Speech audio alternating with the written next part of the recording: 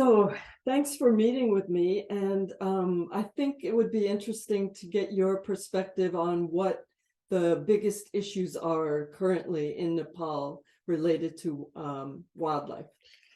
The biggest issue from my point of view is the human-wildlife conflict, particularly when it comes to large mammals like wild elephants, the rhinoceros, and the tiger. And if you could see new laws developed in Nepal, what would be some of the things you would want to see addressed if legislation was able to be enacted to improve the laws? Well, let me digress a little bit away from that and go back. First of all, the big challenge, as you had asked in your first question, is the challenge. The human-wildlife conflict was in the past, is in the present, will be in the future.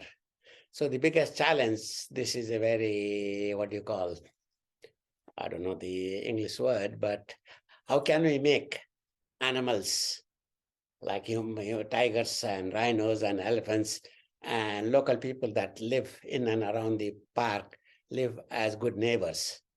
So that is the sort of utopian, I think that's the word I was looking for. That is the utopian challenge. And can there be any legislation, law, or anything? Is the law appropriate? Is that the path of the law? Can it do it? That would be the challenge. And of course, the regulatory mechanism, you can't do conservation with fresh air, love, and whatever you want. It has to have a strong legal, everything has to have a strong legal basis and foundation. And then be enforced as well. But no law is good. And the National Parks and Wildlife Conservation Act of 1973 only applies to the protected areas. It doesn't apply to the rest of the country. So there are areas that there still are wildlife, but yet they're not protected. Is that correct? Yes, they are not protected, but the National Parks and Wildlife Conservation laws has two aspects. One is the establishment and creation of national parks at the prime habitat, or national parks and wildlife reserves. The second one is laws regarding animals, but that is usually based on hunting regulation at the hunting reserve. Is also based upon what are the endangered species, export, import. But if they're outside the park, they're not protected. Is that right? Oh, no. Animals are protected. There's a whole list of protected animals inside or outside. But then the mechanism of how to protect is the legal instrument. But that I don't think. Is that because they're protected under CITES or because they're protected under Nepali law? They are protected under Nepali law, but don't forget Nepal was one of the earliest members to sign the CITES. Yes. In fact, I and Mr. Upreti used to be very, very, very, very active. I do vividly remember the class we had with the Russians on keeping the musk deer. We wanted to keep it thing, then we had to compromise, and we were non-scientific. We said the Russian musk deers are different because they were farming. They were farming musk deer, but yes, they are. But basically, quite a lot of elements of CITES are in that law. Okay. I think the only difference comes on when you look at Appendix C animals. Appendix A and B animals most of them follows CITES. But there's no mechanism. How do you protect it? Right. In national parks, you have armed guards, you have guard posts, you have the thing, but you go to say somewhere in the remote district, God knows what, I don't know, it's Mustang, but Dolpo, Yes. And do you know much about the wildlife farming in Nepal and whether that is going forward and what the risks are, and do you think that's a good idea? Well, first of all, I'm very much against wildlife. My first question on that is why farm wildlife? Is it for meat, like they do for the bison here in the US, or the salmon in Scotland, or the musk deer, the Russians and the Chinese are trying to do. In New Zealand, they farm deer. They farm deer. So what? Then you have to, so why is the first question. The second is how? How are you going to farm it? Okay. Because when you put animals in a farm, I think there are a lot of issues, even from the chicken, like the chickens are, the raising of chickens, as you know, the human society has a whole thing of a free-ranging chicken. So it is that, but basically, I don't know what happened. There was a legislation supposed to go. I have not been following that. So I really don't know if they took effect, if they passed the law, if the government, I don't know if the government has given licenses. You should ask a lawyer. I think it was in 2019, there was a law passed, but then they've resurrected it again. But I have to investigate. Yeah, I don't know. But it was in the news recently in 2022, and I'm afraid they're bringing the idea back. Well, the other reason I'm not for it is that previously when I was working for the Year of the Tiger, or when I was doing the Tiger book, quite a lot of my research indicated in China, there is the tiger farms, but then quite a lot of species from Nepal, Bhutan, India, and elsewhere used to go there and then sold in disguise as a farmed animal. So and people prefer the wild animals, even though they're being farmed. Of course, so that's of course, that is Asian mentality. Everything that has to be natural and pure is, Right. So even though they farm it, people still, it's basically the farming, I think, is seen as a way of allowing people to poach the wild animals. Yeah, and that is that is also, and I'm not very fond of farmed animals. It's like here in Texas. Look at though there is no evidence that tiger parts is sold to the markets within or outside the U.S., but some of it. This is the U.S. Texas has one law, California has one law, and things like that. Yeah. So which makes it very difficult for Americans to go and tell some other countries you can't farm animals.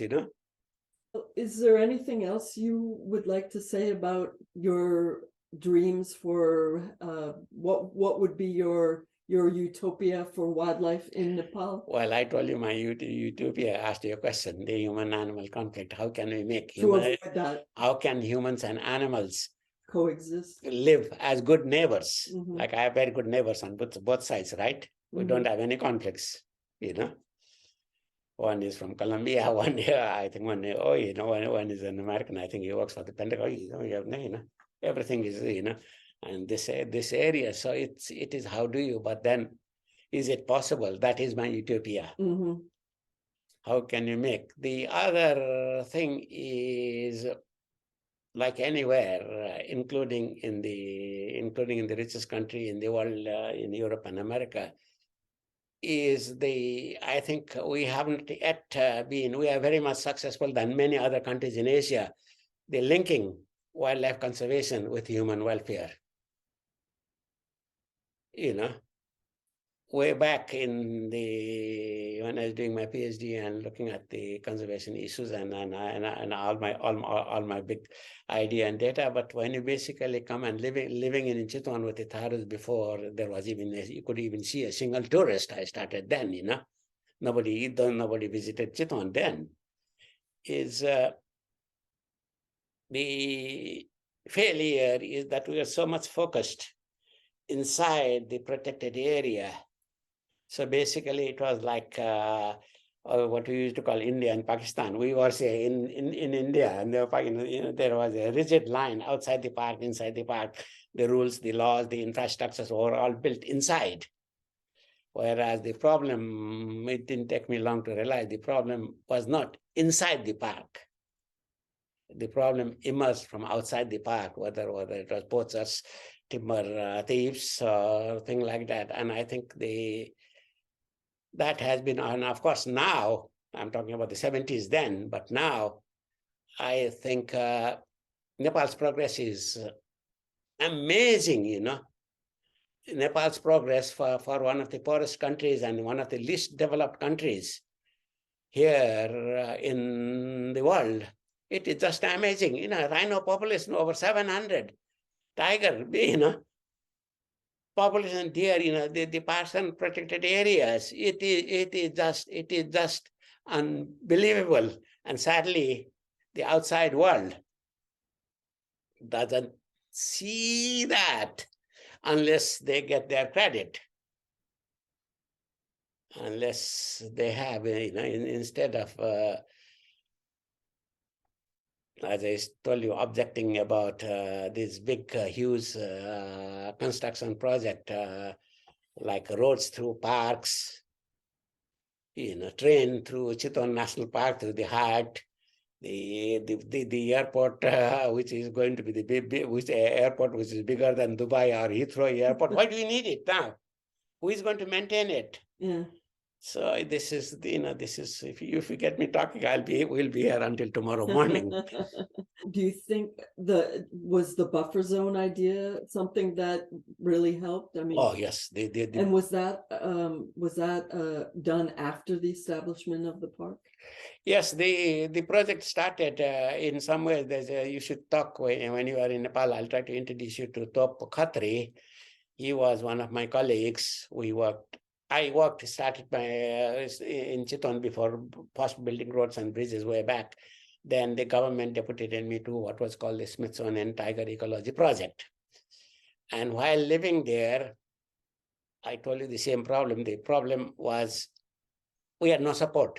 In fact, I have been threatened when I was threatened. Of course, that Nepal, everybody threatens about that. One guy said he was going to kill me. He said, we don't want any parks. That was the slogan. Okay. And years later, I think it was in 2016 or 17, I got invited by the tourism board of Saura. They usually celebrate, it doesn't matter whether he's an American or an Austrian or a Martian or a Nepali, they usually give an award, for helping tourism. So I met a guy who was on the same podium, and Michael Malansky, the American ambassador, was also with me. And the guy was very, very respectful and said, and I thought I knew him. And after some time in the evening when we gathered, I said, how don't I know you? He said, yes, sir. Those days, we were very much against the park. And he was a member of parliament of that area. Oh. He said, now I survive. I get elected because I want to save the park. Because it brings tourists. Because he basically told me, look, the chicken you are eating, what do you think it came from? And he basically told me that one tourist, if not, I had a sort of a mixed feeling. The chippy Charlie tourist and don't pay. I had a mixed feeling about that. But he said one tourist supports poor people. Whoa. Wow.